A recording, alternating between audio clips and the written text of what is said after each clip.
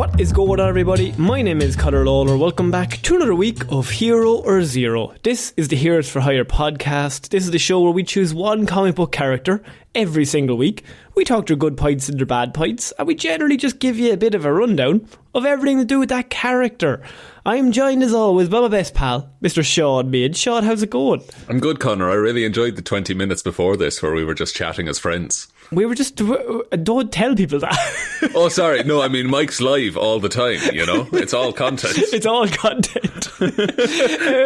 But this, Shaun, so the deal with Hero Zero, you probably know, but just in case anyone doesn't, is that I normally do DC characters and you normally do Marvel characters. Indeed. And so for mine the last are better few weeks, usually. Yours are generally either amazing or the worst thing anyone's ever heard. They don't have a middle ground. I know, I don't believe in sitting on the fence at all. And so what I've decided to do this week is that because you've punished me and all the listeners for several weeks now with some of the worst characters. Last week you did Mojo from Mojo's universe in the X-Men comic books. What's wrong with that, Conor? He's a slug who captures superheroes and turns them into a TV show. Spineless alien who captures superheroes and turns them into TV shows, yes.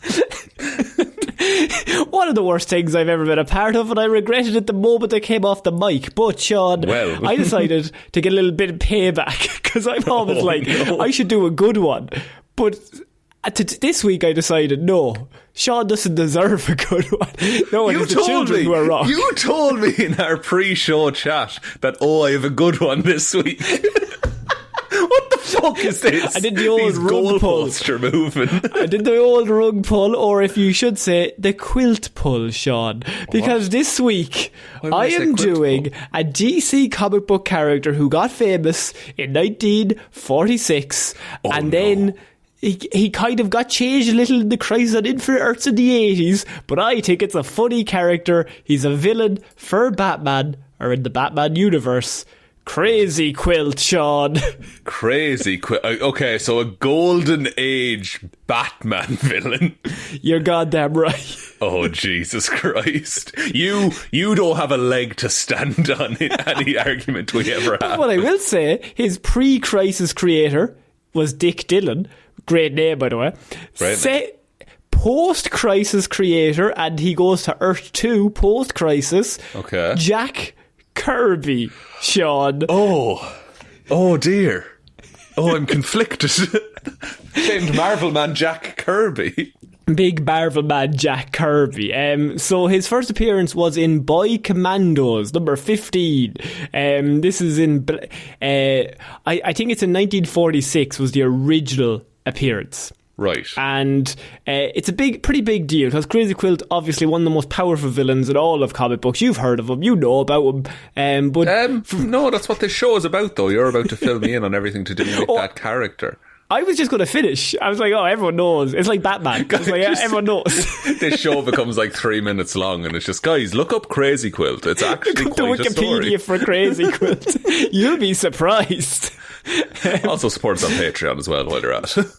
Do you know what I've been looking up recently? This is my new thing. I think, do you remember a few weeks ago when I said I was watching people watch Guardians of the Galaxy for the first time, right? Yeah, these reaction channels. Now, here's the thing. I don't really like reaction channels in general, but I, for some reason, was like, I love Guardians of the Galaxy and I want to see what happens when new people watch it. I think I fully evolved my form in this because for the last few days, Shaun, I have found people watching The Batman for the first time. It's the most you thing ever. It's the best. It's kind of wholesome. You want to see people enjoying the thing you enjoy. I want to be like, this is the best scene ever. And then when they're like, this is the best thing ever, I'm like, yes. Yeah, yes, it is. Class. Actually, I had kind of a similar experience in real life in that I got to show Orla Ocean's 11 for the first time last night. That's a great one. Oh, it was so good. Did not appreciate Don Cheadle's accent, I will say. Just hire a British man. Just hire a British man for that role. Anyway, back on track. Shaun, we need to get into Crazy Quilt. He's a pretty big comic book character. I've got a lot of information here. But apparently born in the 1900s, Paul Decker was a famous artist who signed his paintings Quilt. Why? And he had his work featured in many galleries and museums. He was famous for his unusual use of colour. Right after the war, in 1946, he embarked on a tour of the recently liberated Europe, painting the continent's beauty, Shaun. So far, so good. So far, man, he really did well out of that war, didn't he? He really made good out of that war. It is at this point that the truth would be exposed. Quilt was actually a criminal mastermind, Shaun. His paintings, once examined with a special lens, would reveal daring criminal plans to be executed flawlessly by his accomplices. Holy fuck, that's cool. I kind of love... That's the most... In the 40s, that was the coolest shit anyone could come up with. And you know he's wearing those leather gloves, like with that. There's an opening on the back of his hand. Oh, like yeah. At either side. That's how he does it when he's doing crimes. That's it. Oh, yeah, and he's packaging them up. He's got a cigarette lit. It's fine. Of course he does. Two, probably. He's wielding.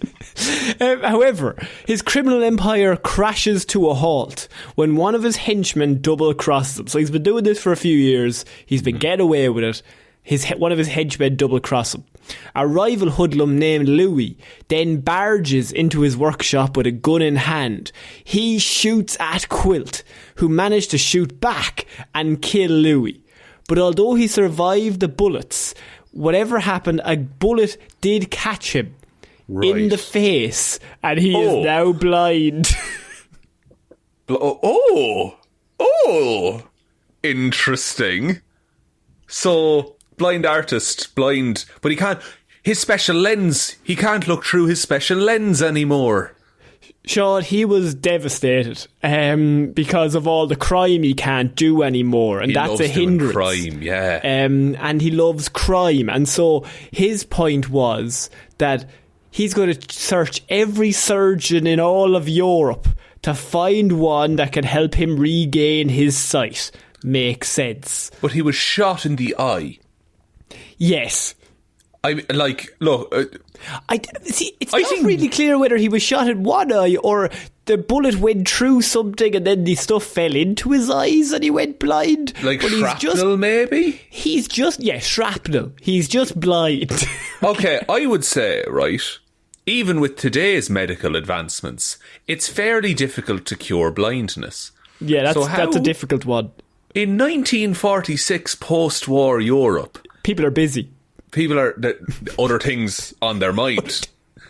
They're rebuilding other stuff. Like houses and cities and that kind of... Yeah. So I don't know how far he's going to get, but presumably he gets some kind of, I'm going to say, experimental treatment. Eventually, he volunteered for an experimental procedure that would restore his vision.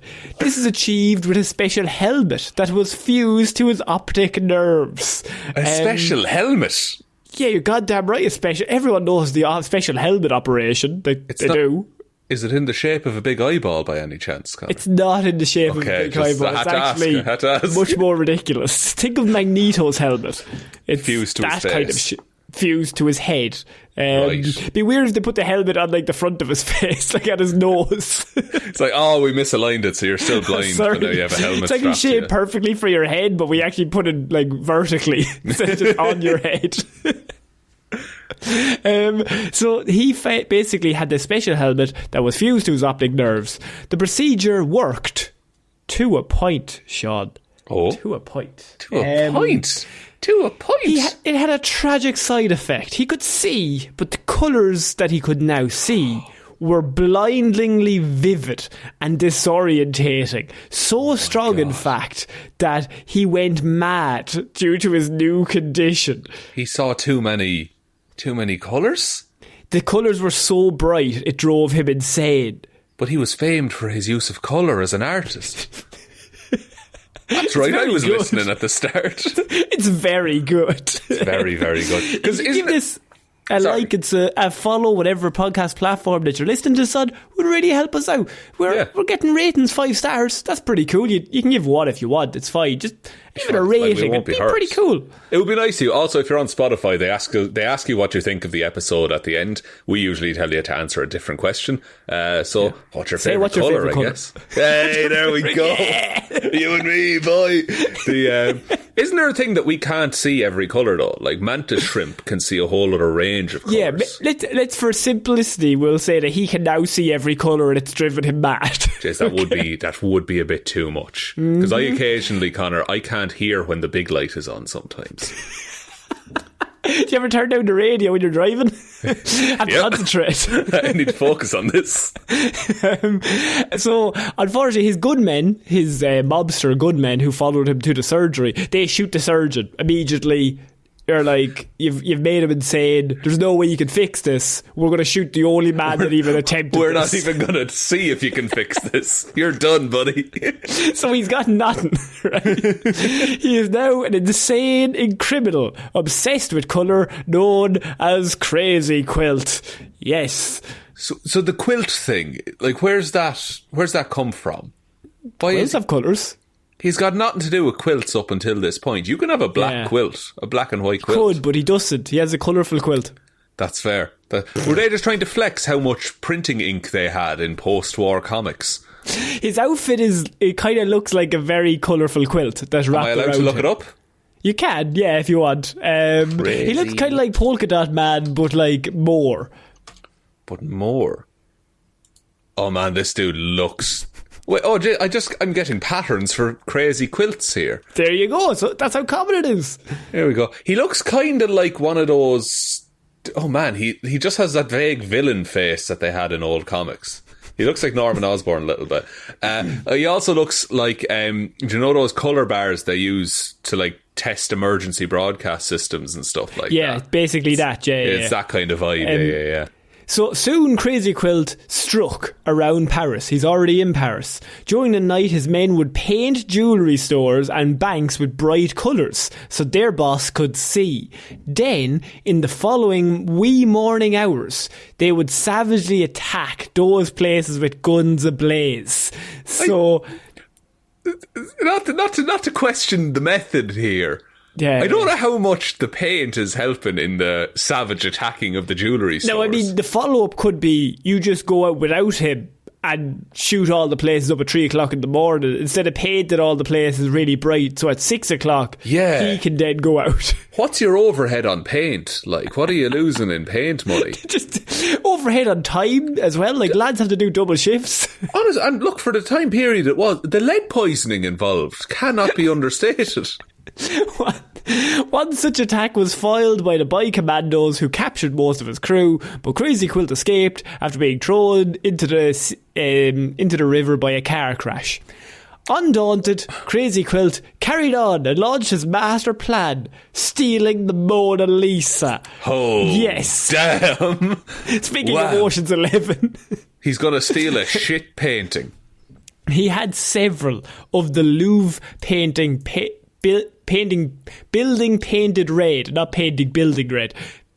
painted red to mask his real target. So he paints a lot of it red. They're like, he's going to try and steal other paintings not as famous as the Mona Lisa. We're on to him. They then had his auto gyro pilot and drop him on the roof. What? This man does not do anything by halves. No, where's he funding all of this? What's happening here? He's a criminal. It's okay, but he's got to run out of money at some point, and he's just a man who can't look at colours for too long. Yeah, but he's been spending years being a criminal mob boss, selling pictures on the side. Like, he's in the 40s. Oh, I suppose, yeah, good money in the 40s. Okay, so he gyrocopters up to the roof of the Louvre. they send the blind guy up into the roof, right? to just figure it out. Climbing down on a rope, Crazy Quilt sneaked in, knocked out a guard and absconded with the world's most famous painting. He then fought the boy commandos in Notre Dame. Though the boys managed to prevent him from running away with the painting, Quilt did escape in a powerboat driven by a henchman. He's very extra, is our Crazy Quilt. It's a real wacky races kind of escape plan that he has. Yeah. Eventually he was arrested somewhere in the US and sent to prison.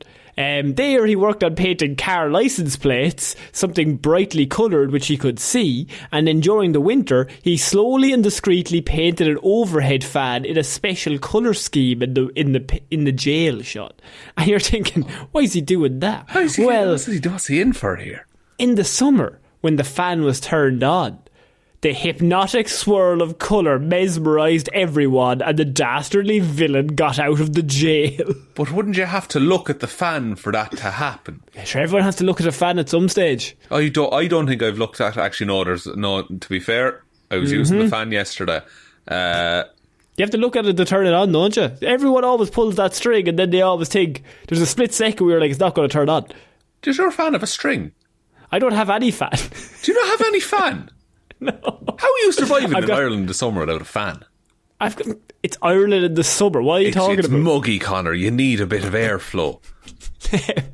Now, I will say, the original Paris appearance seemed to have been retconned ever since the Crisis on Infinite Earths in the 80s, but this was an original story. It apparently turned into a clash with Robin, Dick Grayson, presumably in Gotham, but they never actually said it, and then you kind of just have to presume his criminal network existed in the US rather than in Europe, but none of this is ever explained. It's just kind of, this happened, oh wait, no, it might not have, maybe he actually fought Dick Grayson. But it's kind of funny if it did happen, because it's kind of better, I think. It's funnier, this man's whole origin. So coming to Gotham City, Crazy Quilt botched his triumphant return, and as a result he laid low and played his colour organ. This was a unique instrument, producing colours on a screen as well as music. In so doing, Crazy Quilt came up with a strange plan. Shaun, his plan is that he will steal all the colours of Gotham. Pardon? Wait, this is an episode of the Powerpuff Girls. They copied Crazy Quilt. They very well might have. But a clown steals all the colour from the Townsville. Quilt then launched seemingly insane plans. He attacked a yachting club ball and sprayed only the most colourful pieces of jewellery with a special bleach that turned them all white. He sabotaged a coloured TV demonstration. He bleached paintings to turn them white. When Robin turned up to save everyone, he sprayed Robin with the bleach. He just threw bleach on a child. What the fuck? Hang on. It was, of course, a trick. The bleach, quotation marks, was actually a special washable liquid. Ink, if you will. The plan was to steal the bleached jewels, paintings, etc., when everybody assumed that they were ruined and worthless and threw them out. Wait, so he... Right, that seems like another level of... You can't bleach metal as well. Well, yeah, but it was the 80s, Shaun. People were dumb as shit, like, you know what I mean? Bleach was the hot new thing that everyone was using. The hot new thing on the market. So how did... And the colour TV thing, was that just to play into the bit? Like, yeah, he wasn't going to sell colour back to you? Yeah. But he was really trying to steal the jewellery and the paintings, turning them white, and then he would turn them back to their original colours. Again, just steal them, because even if they were bleached, they're not just going to be thrown in the fucking skip outside, like. Yeah, they will. That's exactly what people do. Like, if their necklace gets bleached, they throw it in the skip. Jez, that Starry Night's gone very pale, isn't it? Fuck it out there. Like, fuck it in the fucking bin. We don't want it anymore. Say nothing. See that trash can? Throw it in there, boy. Right? Robin, of course, deduced this. This is Dick Grayson. And we predictably... Crazy Quilt was predictably knocked out and thrown into a colour team death trap from which he escaped. Robin predicted this. Then he gets knocked out. He gets thrown into a death trap. And he escaped and arrested Crazy Quilt. it was a good time for us all. By the way, sorry, this was in the 50s, not in the 80s. It was an even longer time ago. Bleach was even newer. It was an even fancier Bleach. And the fact, so Robin is fighting him as well as the more colourful of the two, because if Batman fought him, Crazy Quilt presumably couldn't see him because he wears all black. That's the only reason he chose Robin. That's fucking hilarious. Because they can't have him fight Batman, because what's the point? He wouldn't see him. All the goons are just like, guys, Batman and Robin are here. But it's like, who and Robin? Who are you talking about? He doesn't understand who Batman is. Is there two men here? I see one very bright red child. And he's my greatest enemy. When he later appeared, Crazy Quilt stole an experimental laser from Star Labs. After months of scheming and waiting, mostly waiting I assume, he then dazzled Batman and Robin long enough, using his special colour helmet, to flee. He then forced one Norman Dexter to operate on his eyes to restore his sight using the experimental laser. So steals the laser from Star Labs, gives it to Dr. Norman Dexter, a surgeon who says he will experiment on this man's eyes, and then says, give me back my sight. Okay. And then I just want to check. Laser eye surgery was invented in 1983. Yeah. So does that line up at all with when this story happens? Can I ask you a follow question? Go ahead. Would you be confident enough in laser eye surgery in 1983 to go do it? I wouldn't get laser eye surgery now, Connor. I think your point has been ruined correctly. The risk in 1983. They were just fucking having a go, like. Who's going to be the first? Some lad just comes out with a hatchet and just starts flipping it around like, alright, we'll have a go at this anyway. Sure, look, we'll slice the fucking front of the eye off and we'll see what happens. This is a by the by, but the first laser vision correction procedure took place in 1988 when a 60-year-old woman had the first surgery performed on one of her damaged eyes. And? So, it apparently worked. There we go. Fucking 100% success rate, boy. I should have stopped. The operation succeeded in the nick of time, and this is mere seconds before Batman and Robin arrived into the operation theatre. However, during the fight, so he has his eyesight back. Yeah, right? he can see perfectly. Perfect. Who's that tall guy next to Robin? Who's the guy? Who's the real muscly one? Oh, fuck. I've been beating up a child. However, during this fight, Robin used a mirror to block a beam of light from Crazy Quilt's helmet. This reflected the intense light back into his fragile eyes. Oh no. Ruining the operation he had mere minutes before and blinding him again. Jeez, that's a bad move on Batman and Robin's part, isn't it? Mostly Robin. I have to be honest with you, more shithouse Robin. He had been dunked in bleach a couple of times though, so he'd be pissed. He'd be pissed off. Crazy Quilt eventually hired and located rogue computer genius Kinski, and Kinski built a neural interface and an entirely new helmet. This seeing helmet worked just fine and was redesigned, including a laser. So basically, that's a plot point. They gave him a fucking upgrade to his helmet. Now it had a laser and he could see perfectly. Okay, and he could see perfectly, not with his real eyes, but with the helmet eyes. Yes. This man's been blinded twice. Yeah, but one time by Robin, the other time not by Robin. But 50% have been Robin. That's a bad... First of all, bad to be blinded twice. One of them is by a child as well. That's more embarrassing than anything. And the other is by a stray bullet. The other one at least is in a shootout. You see, I got blinded in a shootout. Yeah, that's a pretty cool story. You get blinded in a shootout, fine. Oh, an orphan blinded me. What are you doing? However, Kinski got greedy and he demanded to be paid on the spot. Crazy Quilt killed him immediately using the laser that was in the helmet that Kinski made from. Kinski didn't ask for the money while the helmet was on his head, that he had just given him a fucking nuclear reactor helmet that had a laser in it. That's fair. What it doesn't mention is that for about half a second, Kinski had perfect eyesight before he melted. His sight restored. Quilt now had one main objective in his life: kill Robin. What? It's just such a weird Robin villain. Like... He ambushed, blinded, and severely beat up Robin. But this was actually Jason Todd and no longer Dick Grayson. No. But he couldn't tell the difference because he was blind when the first one was there. Surely this is the worst thing that will ever happen to Jason Todd. Jason's like, this is the worst thing that's ever happened in my life and possibly ever.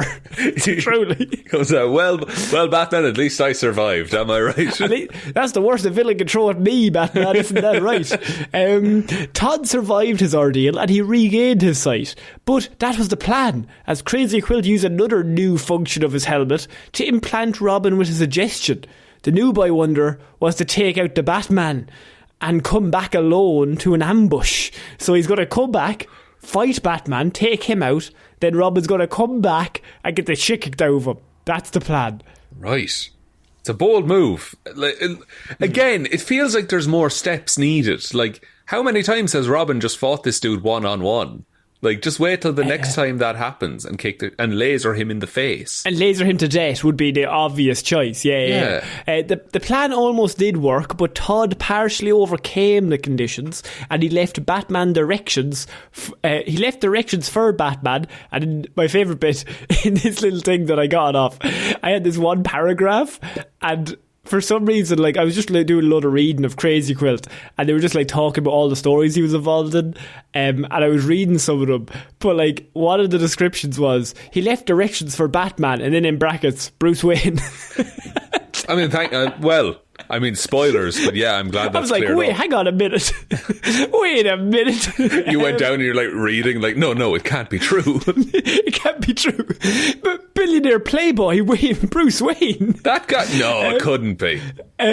So Bruce turns up to save Jason from Quilt's thugs. That distracted Crazy Quilt long enough for Batman to use an improvised mirror again to reflect his mind control beam back at him.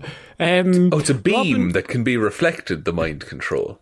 Always a beam that can be reflected. That always does them in. More of a wave kind of a thing. Robin then ordered Crazy Quilt to remove, unplug and smash his helmet. He won. Right, so now he's just a man who can see, correct? Well, that was his last major appearance. He's got many minor modern appearances. One of his appearances, he was like one of the random villains among a crowd of villains when Joker released all the people from Arkham Asylum. He seemed to also have a fully functional helmet at that point, which begs the question, why did they have his helmet in Arkham Asylum with him? Why was he allowed to keep that? Yeah. Doesn't make any sense, but he had it on when Joker released everyone, so good for them. He also then decided that he wasn't going to be part of Joker's plan in that story and left.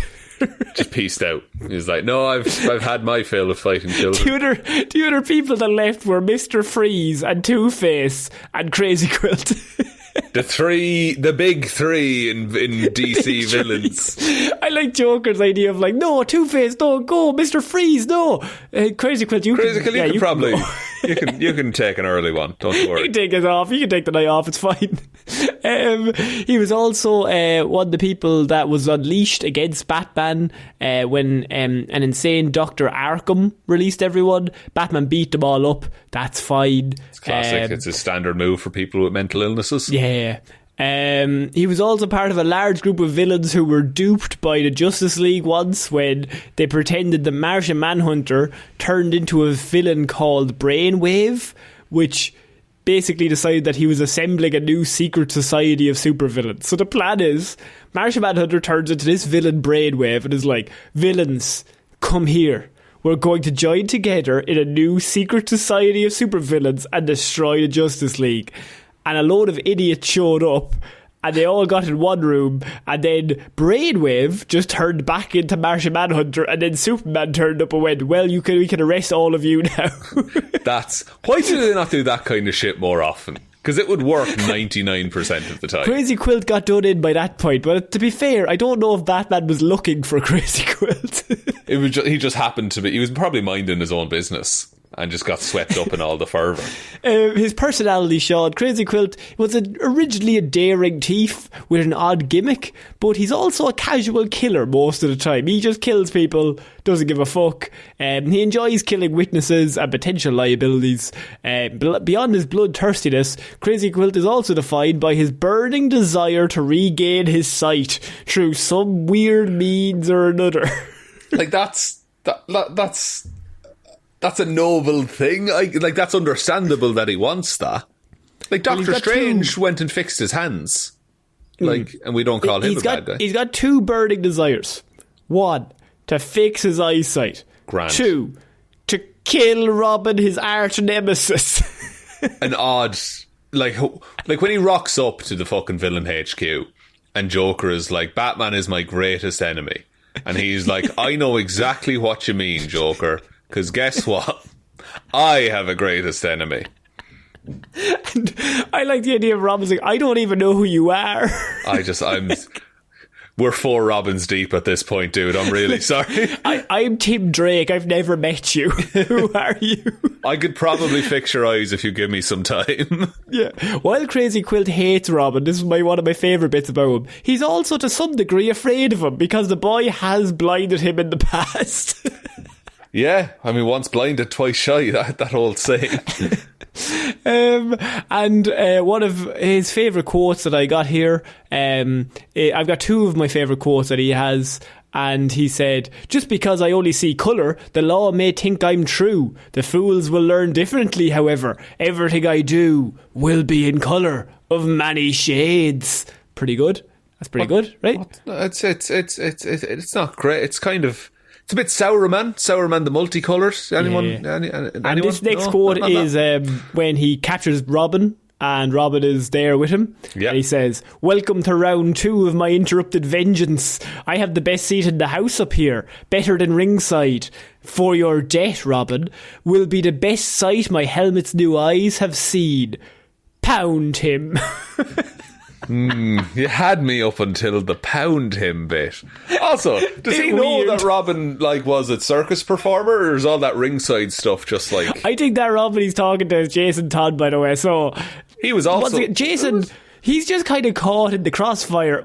He's very unlucky that he doesn't know he doesn't know what's going on. He's just like, I'll be the new Robin. And then this crazy Quilt guy's like, you've blinded me, you fucking bastard. I love you summing up the character of Jason Todd as he's just very unlucky. He's really unlucky. He's an unfortunate boy. Crazy Quilt has a helmet, his powers and abilities and his gadgets. His helmet allows him to hypnotise his victims using colourful flashing lights. It can project lethal laser beams and function as artificial eyes. So actually very good pretty gadget useful to have. Helmet, yeah. Shame there's only one and he killed the guy that made it. You can hypnotise people, you can fire laser beams, and you can see through it. I mean, for a blind guy to have that's a great fucking tool, you know? You'd think you'd win a fight if you had that. It's weird, because it's like, in the 40s when this was made up, it was like, yeah, just give him a fucking helmet with all this. But now that's part of the character now, so it's persisted into this really powerful helmet that this absolute doof of a human just has. His abilities are artistry, thievery, hand-to-hand combat, that is basic, blindness, apparently, and his Crazy Quilt helmet, colour manipulation, energy projection, and hypnosis. Like, really powerful for someone that just wants to fucking steal paintings and shit. He just wants to steal painting and kill a child. That's all the man wants to do, and he just keeps getting done in by mirrors. And let the person who hasn't wanted to do that throw the first stone, let me tell you. I'm not throwing any sword, Shaun. You're not throwing... Look, this is what I'm saying. We've all been on a flight with a screaming baby, you know? That's it for my report for Crazy Quilt, Shaun. Do you know what, Connor? He's a dumb character. Good report. Okay? Thank you. I'm not angry at you for the character that you chose, and you do well to remember that going forward. But yours are always so bad. Hey, wow. What the fuck are we doing here, man? But so do you want to take us out, Shaun? Yes, thank you everyone for listening to this episode of Hero or Zero. We'll be back next Wednesday. We'll have an episode of Weird News. Next Friday, I'll be doing a Hero or Zero, and there'll be more stuff coming out. Hey, now, come on. There'll be more stuff coming out on all the platforms over the course of the next forever. One of those platforms is Patreon, patreon.com/Heroes for Hire podcast. Link to that is in the description. Everyone who supports us over there gets extra shows, extra movie reviews, whole bunch of stuff over there. There will be a live chat coming up soon. We're trying to sort out the details on that. There is a merch store as well if you want to support us in that way. heroesforhire.ie/shop. Twitter is @HeroesForHirePod. The 4 is the number 4. Facebook is Detective Divilment's discussion group. Instagram is Heroes for Hire Podcast. And the best way to ever help out the show is to tell one human being that we exist. Just the one, please. And I think that's about it, Connor. I think so. So I've been Conor Lawler. I've been Shaun Meehan. I shall see you all next week, guys. Bye.